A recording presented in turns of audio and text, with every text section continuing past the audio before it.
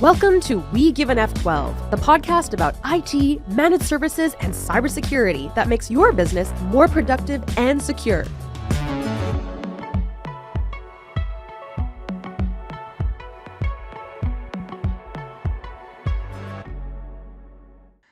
Hello and welcome to our Cybersecurity Awareness Month wrap-up. That's right, October, it's been all about cybersecurity awareness.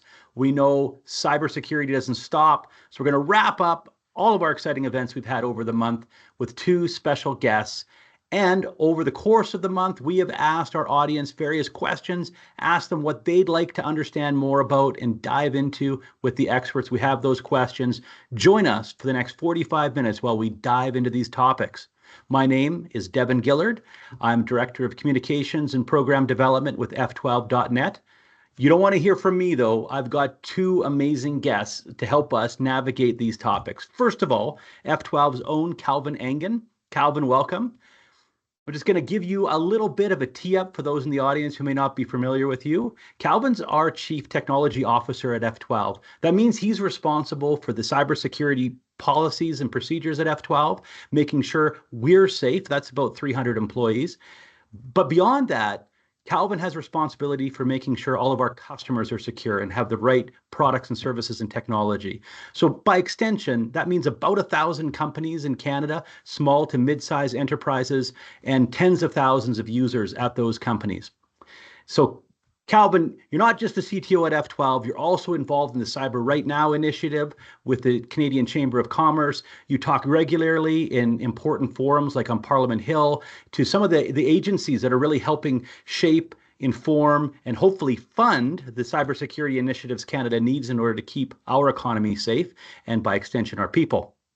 Anything, Calvin, you'd like the audience to know before I introduce Jon?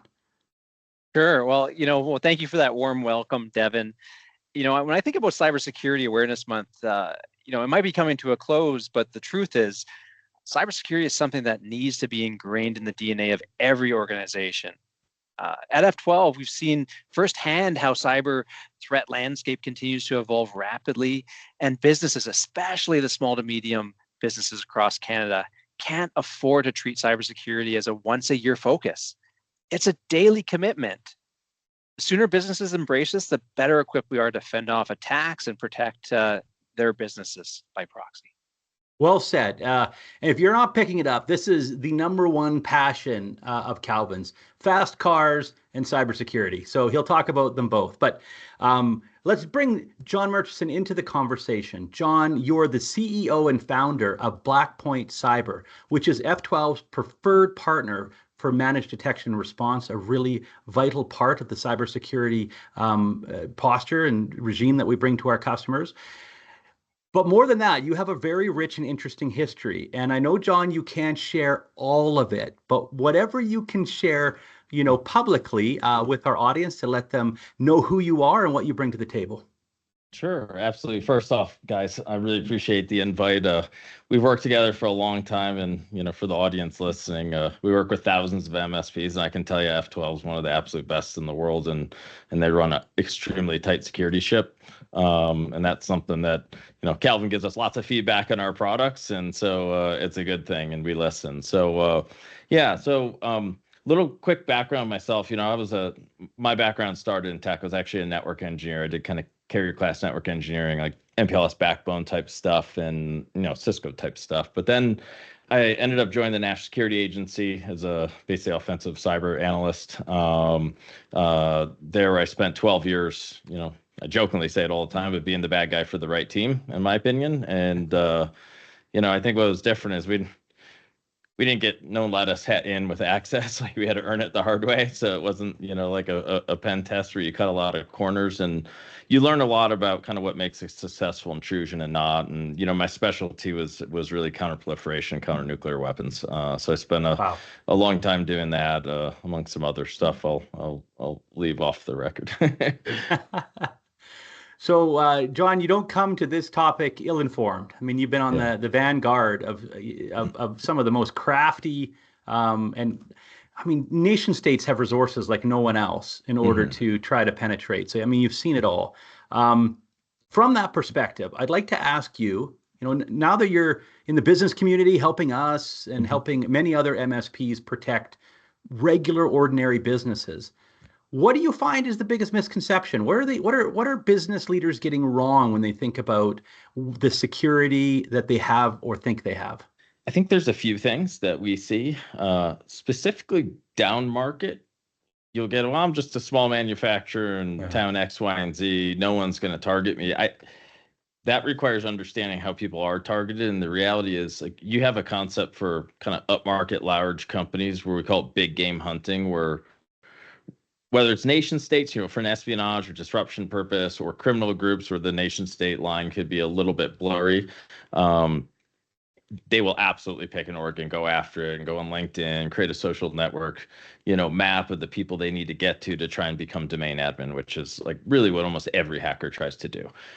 Down market, it's entirely not targeted because it would take way too much time to do that. And so the way it works is you have groups called initial access brokers.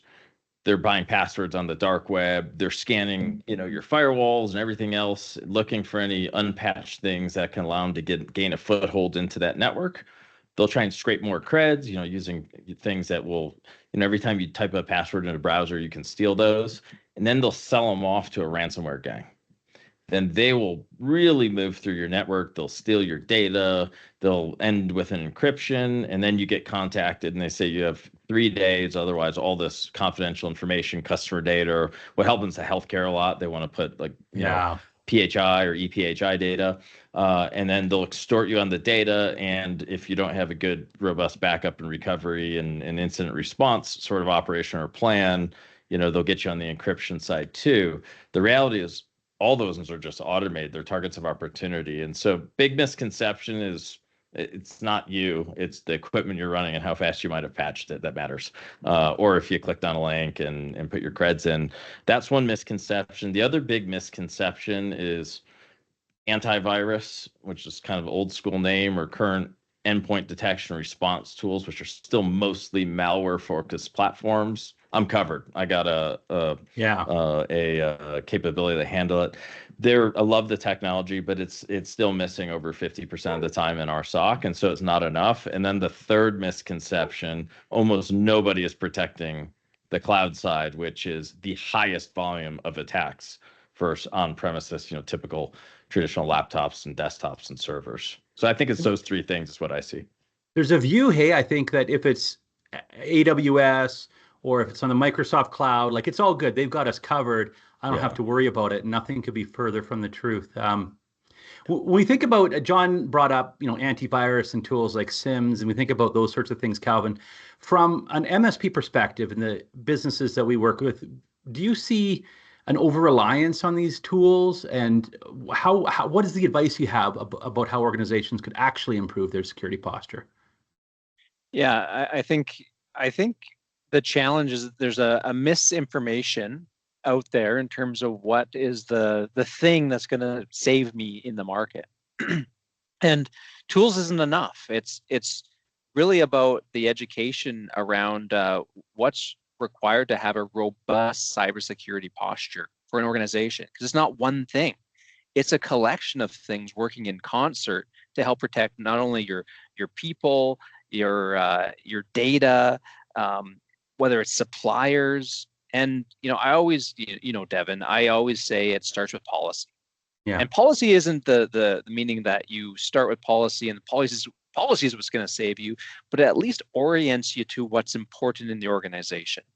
And I think, what Jon illustrated is all these gaps that we have. And to your earlier point around cloud vendors is they're just giving you a sandbox. What you do with that sandbox is really up to the service provider you're leaning into, or the IT team that sets it up for you. And so I think really what we have a gap in is that proactive monitoring, that continuous improvement to validate the security controls that organizations think they have in place, that they think are keeping them secure, and really validating that through a continuous validation of those controls. And some of the basic things that I see in small to medium businesses, like every day, is around weaknesses in their people, being able to just continually click on links, and the fact that they think that security awareness is going to be enough to prevent it. Proactive is just not enough. We need to be more reactive. Just-in-time reaction measures need to be taken into account. And then the other component is the basic hygiene practices. Just MFA in general, still not consumed. This is table stake. Only 33% of most organizations have MFA. Can you believe it? Or the fact that being able to patch vulnerabilities on systems. And so I think I think about the month of cybersecurity awareness, and when I zero in on it, we have so much more work to do in Canada.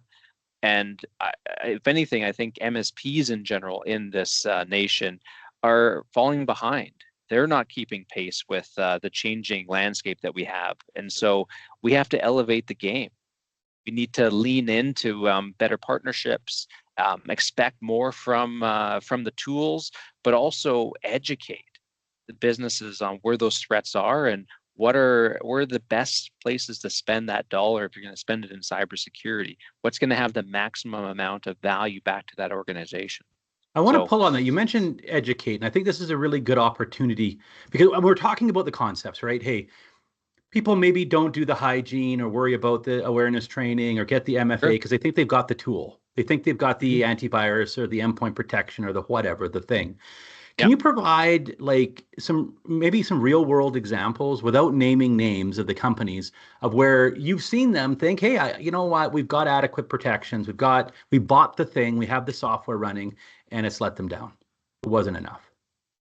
Yeah, so we have a full incident response team where that happens on a weekly basis, where our team is responding to clients that are impacted by these types of breaches, where they thought they picked, Gartner's Magic Quadrant, used by the Fortune 500, and we see these large organizations getting popped, using some of the best in class or what they think is the best in class tools,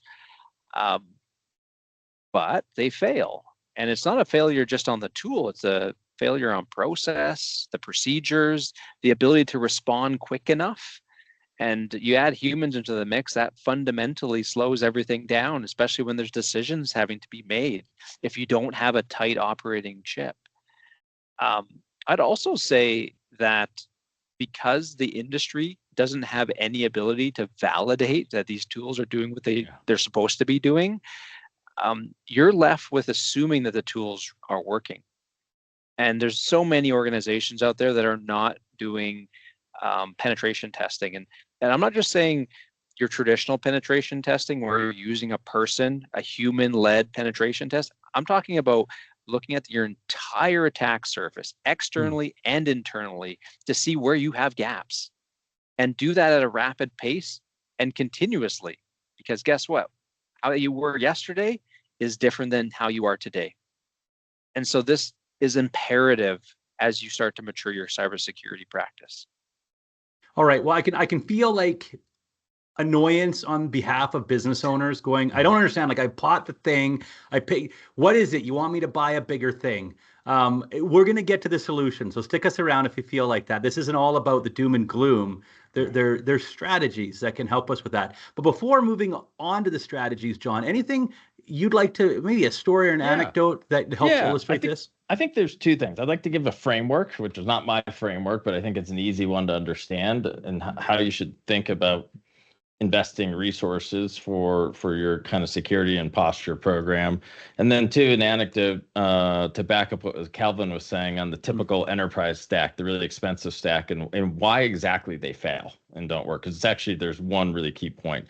So first off, no matter what size your company, I think NIST kind of 5 pillars of security are a pretty simple way. So first, you have to have visibility. Well, MSPs are awesome at providing visibility because they have to instrument your machines and your users to know what's running, update things, and charge you. So that's a great way. The second is really attack surface reduction or network hardening. It's how can I, things like MFA, things like least privilege, things like external vulnerability scanning and a patching program. It's all about reducing. And if you thought about this from a physical standpoint, if you have to protect a compound, it's making sure you don't have too many ingress and egress points, especially ones that are unmonitored or unprotected, right? It's really simple for an on-prem thing. You also have to do the same in the cloud. The third is where I think our industry is kind of, frankly, tricked everyone, which is threat detection. And I'll explain it this way. In a professional operation, if you were to be a bad guy, you would have an operator, think of them as the red team person that knows all the tools. You had an analyst. They would know the target and likely know at least enough of the tools, and they'd probably be really good at networking and how to move through an environment to find what they want. And then you have a software engineer, really big brain stuff.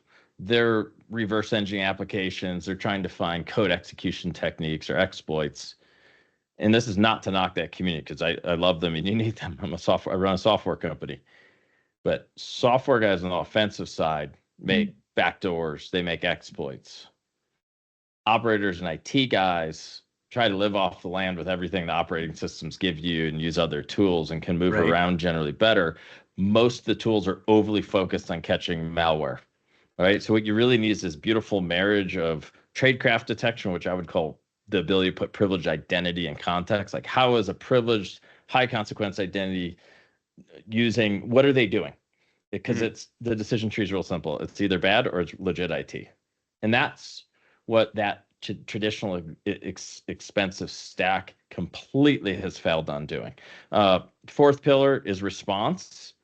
I think NIST more means after the fact. IR, I mean it within 20 minutes or 10 minutes or less. Like, get on. Saw alert, triage, took action to take the bad guy out and disrupt their operation. Then 5 is right of boom. That is, you got to breach. How can you reduce the blast radius? So things like, backup, disaster recovery, IR, insurance, things like that. So those 5 categories I think are really important. Case in point, on a monster spend, probably an overinvestment, and in a stack I would totally stay away from if you're shopping.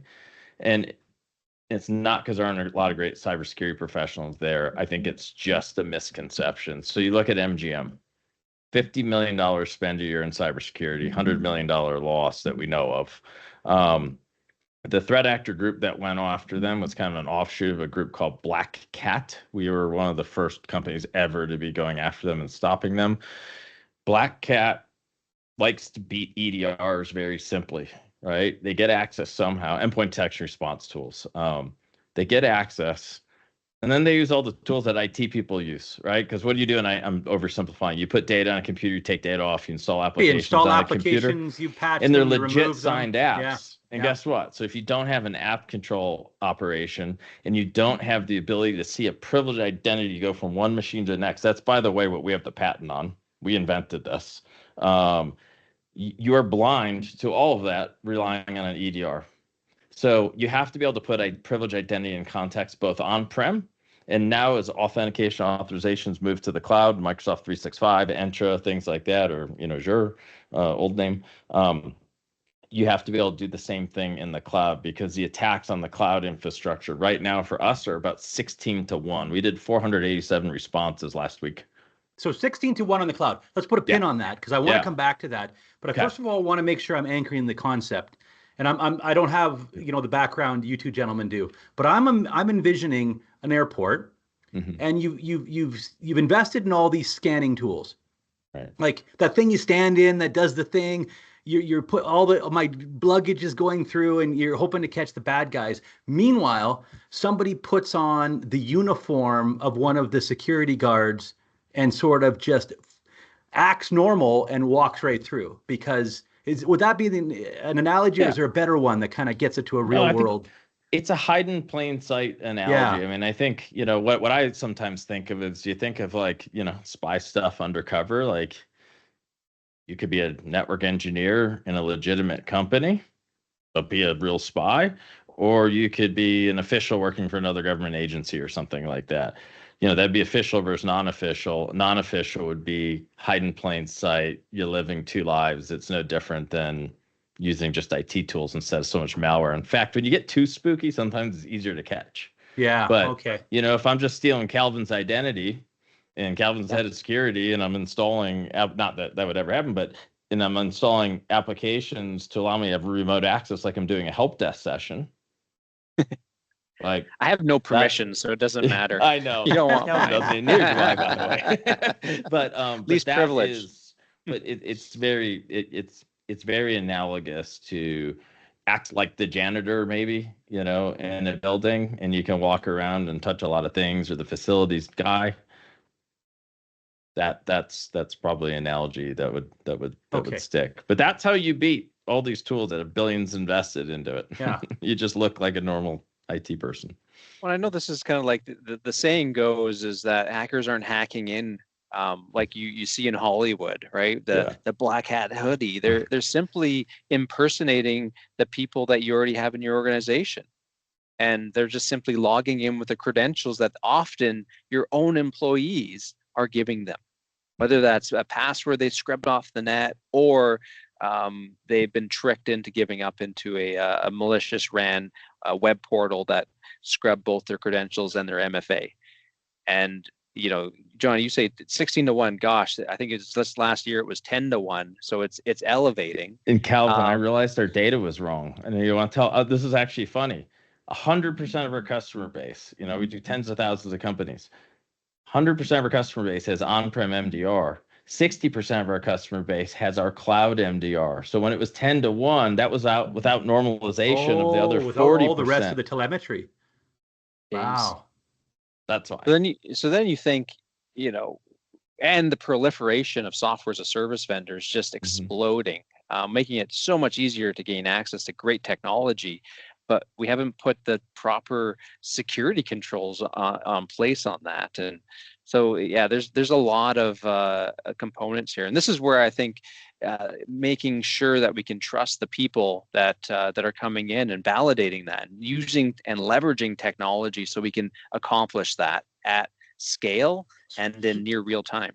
So specifically, Calvin, we've just highlighted the massive vulnerability and the activities that are happening in the cloud. And I mean, all the businesses that hadn't already pivoted to the cloud and remote work, right? They had 4 years.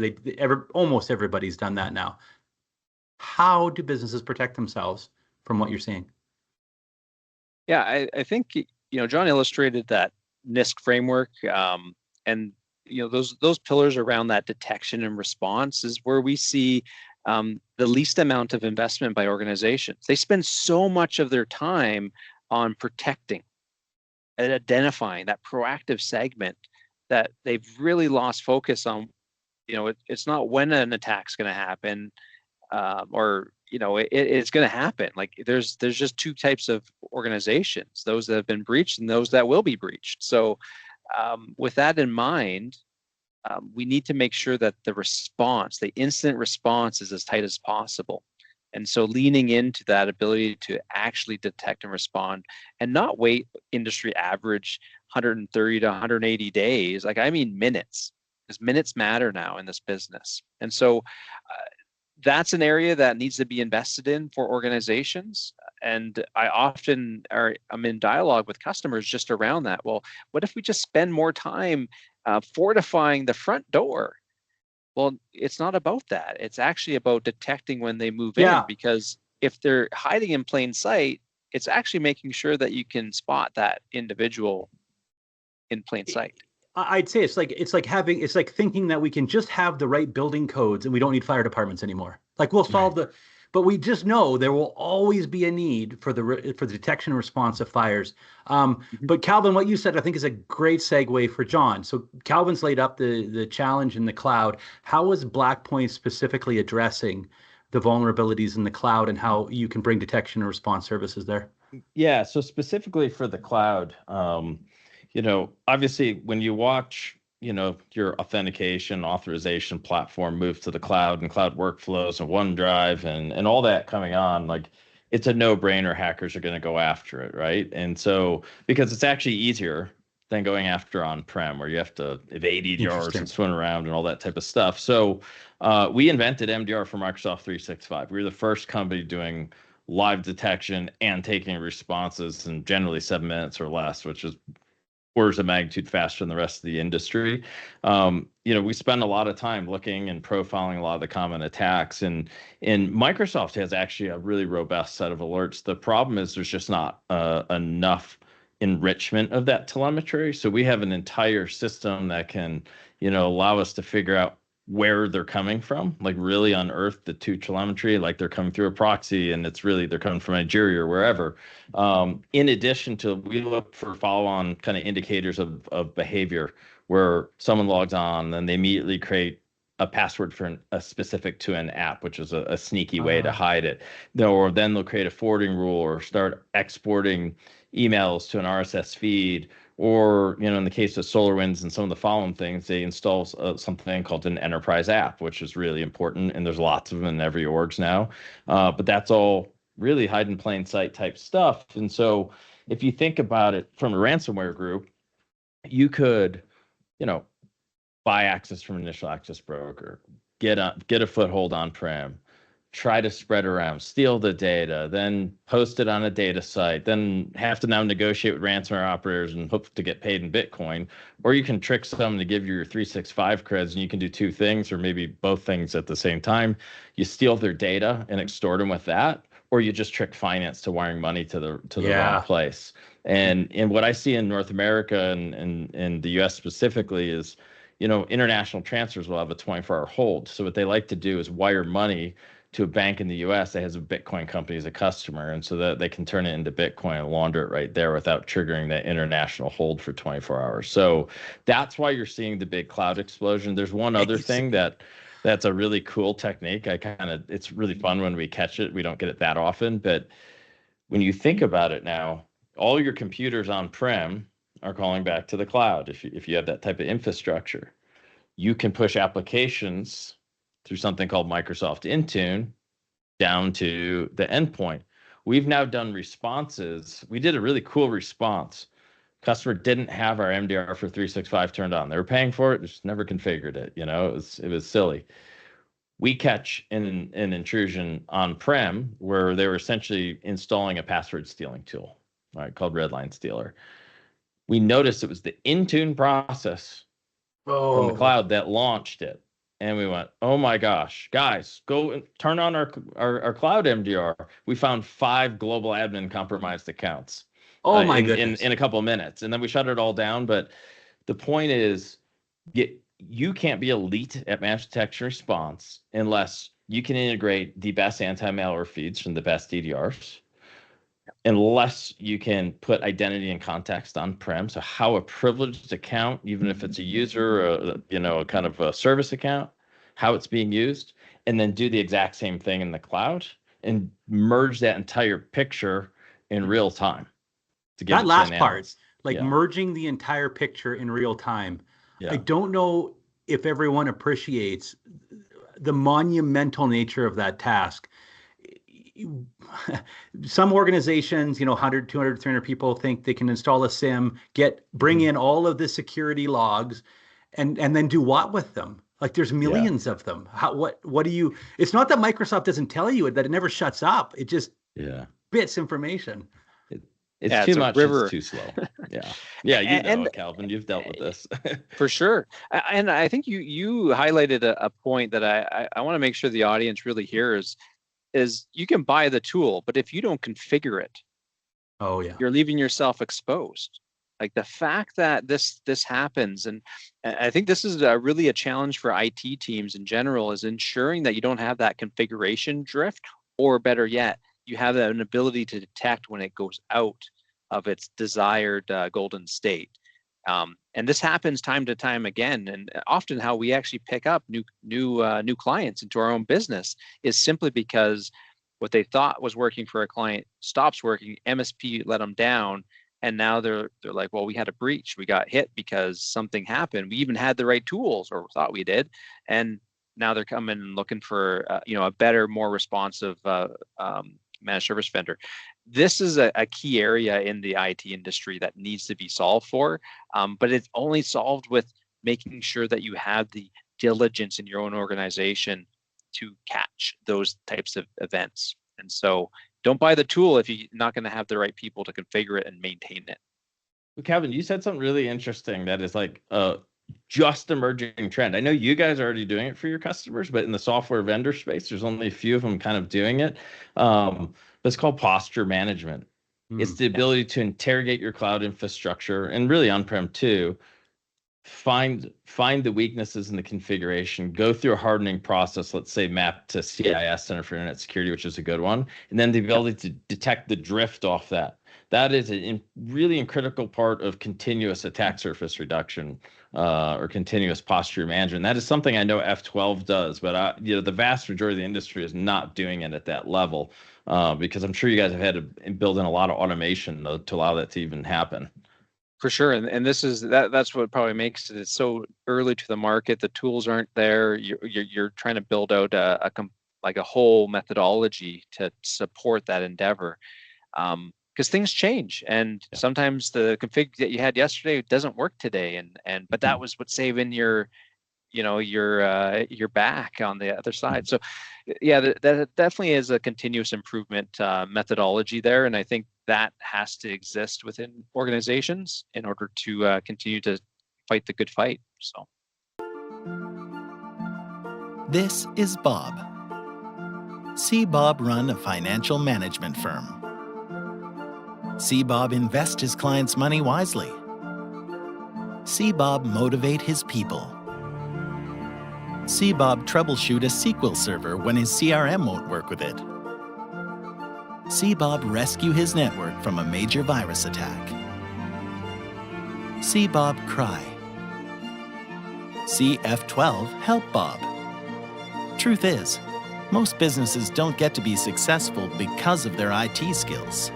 They get to be great because they focus on what they love, not technology distractions. And thanks to F12, they don't have to. That's all we do. We help companies like Bob succeed. We don't take care of their IT, we are their IT. Our pledge to them is that their technology will all work seamlessly and continuously. We can make that promise thanks to our fully integrated operating model that works around the clock to prevent problems before they start. In the unlikely event that anything does go wrong, we are, quite literally, an F12 keystroke away. See Bob run an even more successful company. So let's get into the fallout now, if we can, because I'm a little surprised that we continue to see ransomware. Like this has been years and years of the old ransomware game, and yet it continues. So maybe I'll start with you, Jon. What do organizations need to do since we continue to see it, not just to protect it, but also to get themselves ready to recover from a ransomware situation? Yeah, I mean, this is the tough part. The nature of hacking is you're playing with a lot of hyper detailed knowledge, but the industry just wants to generalize it and make it really simple. And really what happens is I see companies either underinvest massively or overinvest massively, and actually the underinvested and overinvested almost have the same efficacy, because you're either drowning in data and cost and complexity, and you spend more time mucking with your mousetrap than you do catching mice, or underinvested, you're just totally blind. And I think and I'm not saying this because we run an MDR company and a software company. I maybe save some massive Fortune 500s and banks, but I would argue like even those, I mean, we've seen it. Every major company runs that old school. I got a SIM in the middle. I got threat hunts. I do all this vuln scanning stuff, and they still get smashed. I just think it's so specialized at this point. You have to bring in folks that only do it every day, 24/7 for a living, and do it for thousands and thousands and thousands of networks. Because otherwise you have a sample size of one network. And here's the other thing. What a great point. How many people actually get to hack for a living legally? So it's all academic. There's a lot of academic sort of thought and process. And until you've actually had to break into a network the hard way, not being let in, where you actually have to trick people, get in, you have to evade tools, you got to do all this stuff, you don't really have a great appreciation of when the adversary is at their absolute weakest point.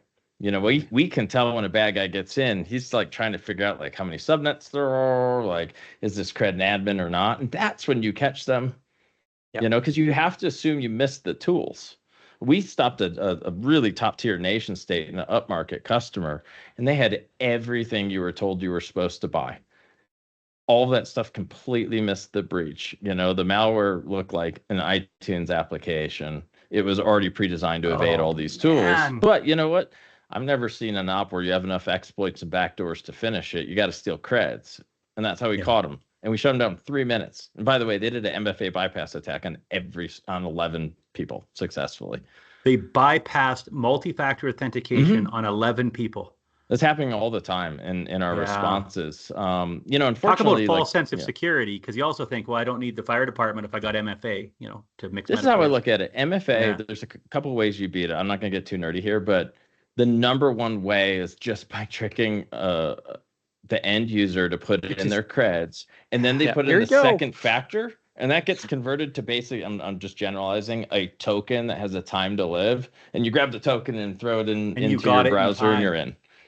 I mean, that is, I've never thought of that, John, but that's so obvious. You just do it quickly enough, you've got it. Yeah, that's it. Yeah. It's either that or what companies make a mistake on. There's something called conditional access where you can set all these really granular rules. Totally worth it as long as you know what you're doing, because it does turn off things. And if you do it wrong, it could be, I have MFA for everything that's like a normal desktop, but if my browser login looks like a mobile device, a lot of people don't have MFA on it. We see that all the time. And so you just change as a hacker the browser type you're telling the server, and now it's single factor and just tricking to get creds. But most of it's all just tricking people for their creds. Gotcha. You know, it's reminding me to to talk configuration. About back to configuration. Back to, to your posture management comment, Calvin. That's it right there. Yeah. Your whole discussion about underinvesting and overinvesting and really having amateurs who aren't specialized and with real world experience. It reminds me of IT, to bring it to the world I know, where you would see organizations that don't really have any infrastructure. Everything's running off like some desktop. And then we'd also see ones where somebody's built their own custom Linux monstrosity because they love it. We call it science experiments, like no science experiments. You don't know what you're doing. You've spent a lot of money and it's cool, but it's horrid. So we don't want that with security, I guess, is the point here. Calvin, you were talking earlier about policy as being kind of the thing to get to, which kind of speaks to a culture in an organization. How are they going to approach cybersecurity? How have you seen this conversation about policy and culture and cybersecurity evolve in Canada over the years? I feel like we're at the early, almost amoeba stages of evolution in some degree, and I don't want to be pessimistic because I'm an internal optimist, but I have not seen the Canadian market step up enough, and this is where I spend a lot of my time doing advocacy around this topic. Now, it's not all lost on me. We do have a number of great Canadian organizations that are stepping up, and I think this is where they're really, in some areas, industries are being forced to through regulatory requirements in those industries. We see a big move in the critical infrastructure space across Canada, protecting the energy sector, transportation, the ports, the internet backbone that we all rely on. However, what I would say is that it's all those tertiary suppliers that have to feed into this, and this is effectively the supply chain that we have across Canada, and this is where that education piece really comes into play.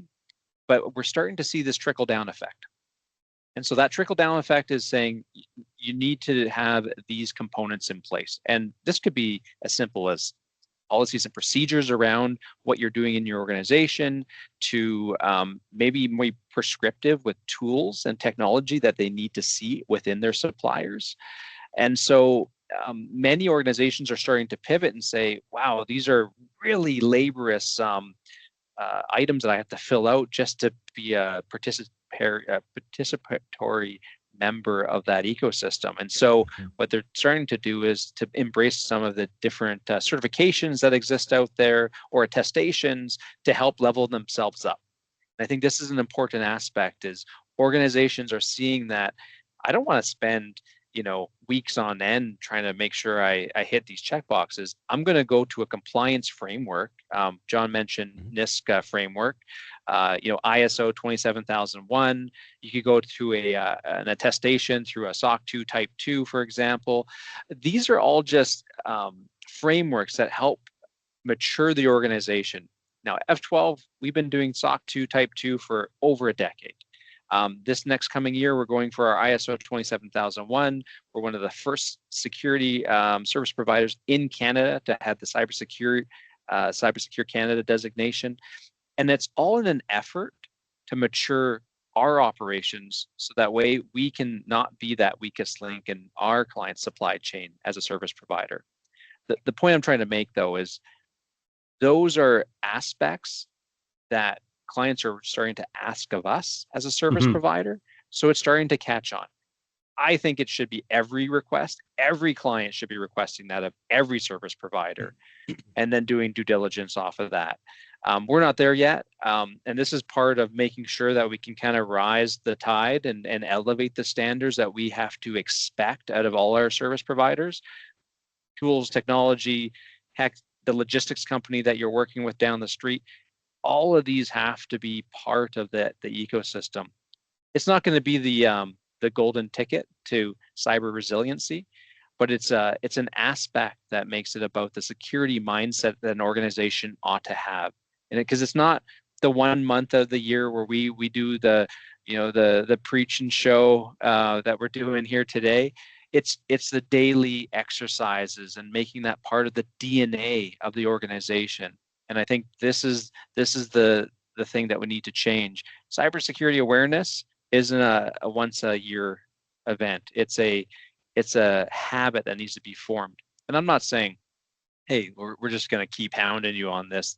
We can make it more about the awareness, make it fun, make it exciting, make it a differentiator for your organization, because that's what we're seeing. We're seeing organizations be winning bids simply because they have a different posture than the other, because they take it seriously. It actually is mattering in the marketplace, which is heartening.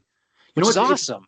It is, but it's not lost on me that a lot of the cultural shift in Canada is being driven not by our desire as a nation to be excellent, but by other nations, America with CMMC and Europe with GDPR. They're elevating their game, and we have to continue to compete. So, Jon, you've got a global perspective on this. What's happening with this cybersecurity space globally that our businesses in Canada need to know about so they can continue to compete?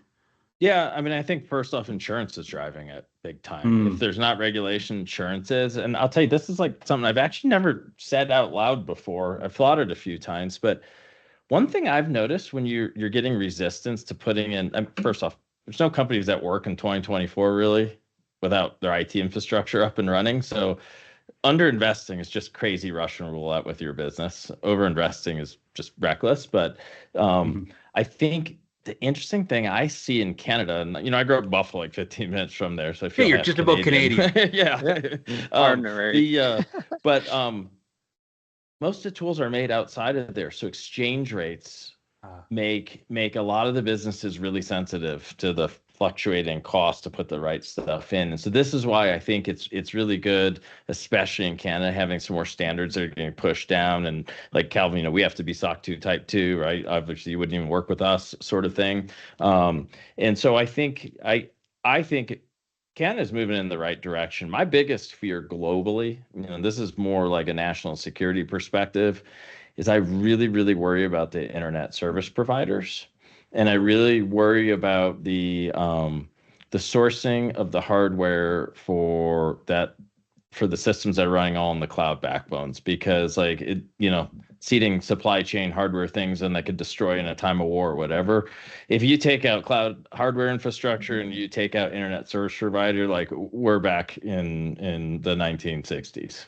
Some people couldn't get to work without their GPS. It'd be insane. It really, that to me is nation state level stuff that terrifies me, because low cost. It's just networking devices around a long time, and a lot of them weren't built with hardcore security in mind. It's that's pretty scary. And we're seeing terrorism attacks that are taking control of supply chain. and where they're embedding components in these devices. So certainly this is why supply chain validation matters, and ensuring that those are aligned and they're not maybe the adversarial nations that exist, and making sure that you're checking some different types of boxes in that. Yeah. I always got a kick out of Calvin, and I'm going to make a joke and probably get me in trouble, but I always hear these things. It must be all like American or Canadian SOC analysts and all this. You're calling me from a phone made in China. And you're using a computer made there too. Like, hello, this is wild, but I get the point of it. But it is kind of funny. Sometimes people don't really. You got to go back to the source, right? It's kind of like infected food that gets in the supply chain. It hits the downstream customers. So it is, to your point, supply chain and your vendor vetting is incredibly important, and the pedigree and quality of the security providers, who they have to have obviously access to do their job. So these are current challenges. Jon, I'll start with you. Because you have a perspective. I mean, you've seen things now for a few years. What's next? What I'm saying is, what is the landscape, in your opinion, looking like in 2025 and beyond? I just think more and more workloads are going to move to cloud infrastructures. The traditional really heavy on-prem infrastructures are already going away at a rapid rate, which frankly opens up the door for a whole new type of infrastructure configuration, ways to abuse misconfiguration that a large swath of the security community is not steeped in. So I think to me, it's like, if you really take a step back and look at it, there's huge trends for automation and leveraging AI, specifically Copilot, which I love, by the way. It's just unbelievable. I can ask a meeting, like, who is arguing, and it tells me, and it's right. It's incredible. But think about that. You start putting all these workflows, all these eggs in that basket, you put it behind single sign-on, and someone gets through that. All those efficiencies you got, if they went away overnight because of an attack, literally can take your business down. So to me, the trend I see moving in 2025 is exactly what Calvin was hitting on earlier. You have to reduce your attack surface. You have to do posture management, and then you have to have the ability to do live detection response, assuming that all that is good, but it will fail. Because they only have to win once, right? We have to win all the time. Such an important lesson. No matter what you do, there's a possibility of failure. Yeah, and the more you're reliant on it, and the more you get efficiencies out of it, the more damage you incur. And so it's a great thing. I encourage everyone to do it, right? Use it, but don't do it thinking I've got MFA and I'm good to go. I mean, you have to do that stuff, but you have to have the ability to detect an intrusion and stop it before the adversary is able to achieve their objective. Yeah, that's terrific advice. Calvin, same question, looking at 2025 and beyond, what do you see on the horizon? Well, I think from my perspective, AI is such a hot item right now, and we're seeing so much adoption across organizations for the impacts that we see from productivity. And I think what we're not focused on today just yet, and I think this is coming, which I'm excited for, is there's data leakage happening in every organization. Because as soon as you're using a non-sanctioned GPT, whatever that might look like, there's a bunch of free ones you can get access to. Because you don't want all the ones that give you like the nanny guardrails. You want to go uncensored or whatever. Yeah. You want to go find the ones that don't do that. Be mindful, because you're putting information, and we've seen it, organizations putting intellectual property into these GPTs, and suddenly that IP is now outside on the public domain, that is now outside the organizational control. So this is becoming more and more apparent on data exfiltration, but not simply because data exfiltration's changed. No, it's just simply now we got employees that are effectively giving away information like never before. And so ensuring that we have those controls in place is becoming apparent. I'm going to say we're going to see a large shift in AI development towards that outcome. Copilot's great because it has some conditions on it within the organization, so that there's organizational context that keeps it relatively safe and secure within your own organization. Microsoft says they don't sell your data or train it off of the business data that you have. So hopefully they're holding up their end of the bargain. But I would say, as we start to look at AI leaning in to be used defensively in our organizations, it's very powerful. It's actually how we do some of our posture management, leaning into the ability to actually see all those aspects of a network and showcase that very quickly. But on the other side of it, we have the offensive side, and not the offensive side that we want to use from our red team, but the malicious, nefarious threat actors that are now have the same tools at their disposal that can rapidly iterate. And so what Jon was talking about earlier around that ability to respond in minutes, it matters. And because the technology is leveling up, so must the response and detection do the same. And this is, like I say, this is where we need to spend, have organizations still spend, and even just know that they need to spend there, as opposed to always staying on that proactive side. So I couldn't agree with Calvin more on this one. He said it there. Because you can go through data so much faster to find the data that's going to hurt a company the most, to extort them, by leveraging this stuff. It makes total sense. And I think, the good news is I'm probably going to get in trouble with my product team, but we've had an AI effort for well over a year. We have a huge team, and I think we have the best data set in the world, and it's actually already in the wild in production in our SOC. I don't know if I told you that, Calvin. That's awesome. And that's just some of our first workflows, and specifically on the cloud stuff too, just all for speed and making sure you don't get alert fatigue. It's very important in any security operations that you have the right type of alerts, because otherwise, if the fire alarm's going off all the time, it's not a real fire. People stop paying attention. Yeah, it's so true. Yeah. You just get used to the heat, right? Yeah. Listen, gentlemen, we have had a very well-rounded conversation, but I want to end with some really quick answers to some rapid-fire questions we have. So this is the bonus extra time section of our discussion today. So, Jon, I'll get you to answer first, then Calvin, as we go through these. What's one thing, really quickly, that every business should do today to strengthen their security posture? Jon? Me first. I think to Calvin's point on losing data that your employees don't realize they're sending out, actually implementing data governance and tagging of their most sensitive data. Because as soon as you turn on Copilot and people have access to way more data in your company than they think, they can start asking questions like, what's my boss's salary? Give me some social security numbers. And the bad guys can do that too. So the sooner you get ahead of that one, I think that's really, really important. I would use an IT company to help you do that stuff, unless you have a rock star internally. And let me plug our Copilot readiness assessment service to help organizations with that. Thank you, Jon. Sure. Calvin, same question. Yeah. As much as I want to lean into MDR on this one, a security assessment visibility across your organization, know where your gaps are. It will tell you exactly where you have your blind spots in your organization. And I think you'll find that you don't have the response, you don't have the detection capabilities that you ought to have. You'll see that your patch management is failing, your EDR didn't show up at ever. All of these are the things, without visibility, you can't manage what you're not measuring. And so this becomes very apparent, but it's a relatively quick way to get an organizational cyber posture on where you need to spend your time and effort to get you to the next step in the journey.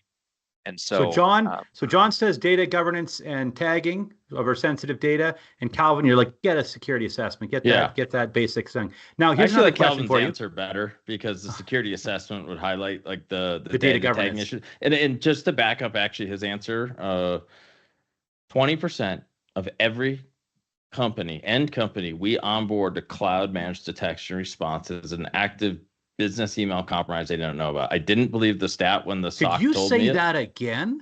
Yeah, this is true. This is no BS. This is straight out of our threat ops center. We're onboarding huge volumes of end companies. 1 out of 5 companies have an active BEC they don't know about. We just had a company go through that. I just thought that was an exception. Jon, that's because every time we use an incident response, we use your tools and your SOC, because we know they've been popped and we know that we need to bring you. Probably is. You guys are huge guys. Calvin's fault. What's one? But that's crazy. That's really crazy. What's one cybersecurity myth you wish people would stop believing? Either of you would like to answer that. What's the one myth? I know what it is. It's there's two. I'm good because I'm certified and I have the best EDR, because the hackers don't really care if you're certified or not. To Calvin's point, it's a really good mental framework model, and it forces maturity in an org. They care if you patch that firewall in the past 12 hours or not. You know what I mean? So I think like hiding behind like I have a SIEM, I'm compliant and all this, you have to have a beautiful marriage of compliance and real actionable security. Then you're the real deal. You're secure, and that's how F12 operates. So you can't just have one or the other. I would say the misnomer is security is a destination. It's not. Security is a journey, and it's ever evolving, ever changing, and it's not one tool that's going to rule them all. It's a collection of things working in concert to help provide the protection you need, but it's not a destination. So I add this question as our final question. Good answers, gentlemen. As a final question, but I'm going to reword it. The way it was sent into us was, if you could invest in one cybersecurity area for the future, what would it be? I'm just going to turn that into the affirmative. What area are you investing into the future in your organizations, gentlemen? What are you looking to build that you can talk about? We're a whole platform play, so we do a lot more than just MDR now. But to me, touching on Calvin's area, like how you beautifully blend exposure and posture management together, along with active response operations, huge area of investment. And frankly, how you build the most elite AI model, because AI is always looking. I think those three things to me all come together to take you on the maturity journey. I mean, sorry, Calvin said something really important. I'll touch on, like, you talk to a lot of professional athletes. They're going to tell you like what allowed them to be amazing is they embraced the process of being a professional athlete. The training, the rehab, the unit became fun. When they got over fixated on that end goal or of a result, to his point, it's not a destination. Enjoy the process and the journey, because it's actually going to perform better. Those athletes, think of a Tom Brady. Obviously, he wants to win as many Super Bowls as possible, but he conditioned his mind and his body to enjoy and embrace the process. You have to have that. That is a mindset of the highest achieving humans in the world, and it will work in cybersecurity, which is insurance for your business. So to me, I think I really liked what Calvin said there, because it has a lot of corollary examples. I'm really excited about the future that Blackpoint's bringing to the table, and where you're focused in, where the investment is. Just I can't wait. If anything, I just want it sooner, like anything, right? Like I just want it yesterday. Me too. I know. Product teams hate that. You're like, I know.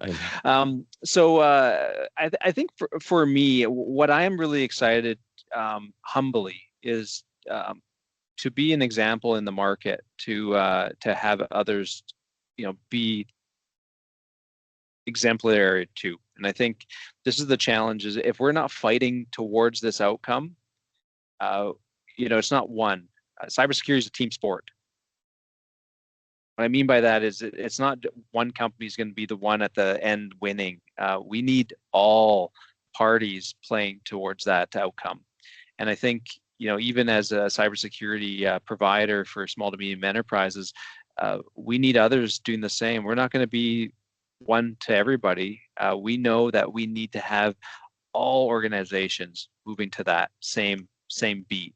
And so, as we continue to push the boundaries, as we stretch our teams and see what is the art of possibilities, so that we can continue to suppress that noise that we see in this space, be that advocate for our clients, because they need it in this space, and demystify what I call the marketing BS. Sorry, Devin, that exists in this market. No offense taken. Yeah. Because fundamentally, we have to cut through all that in order to get to what really matters. And people's livelihoods are on the line.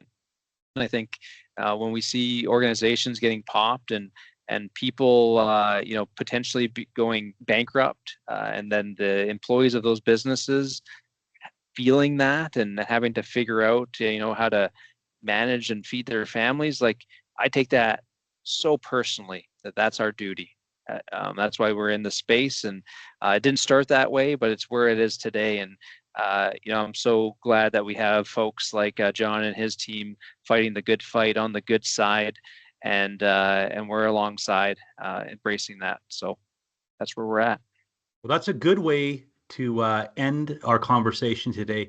Calvin and Jon, thank you very much for sharing your insight and your experience about this very complex and frankly scary topic. To the audience, thank you for joining us today. Hope you enjoyed it and appreciate our take that cybersecurity, well, we have this month for it, yay, October. It's a 365-day-a-year responsibility. And if you want to continue the conversation, we encourage you to head on over to f12.net and go ahead and fill out a form or give us a phone call. And we'd love to discuss with you and help you navigate this topic a little bit further, especially in light of what's going on in your organization.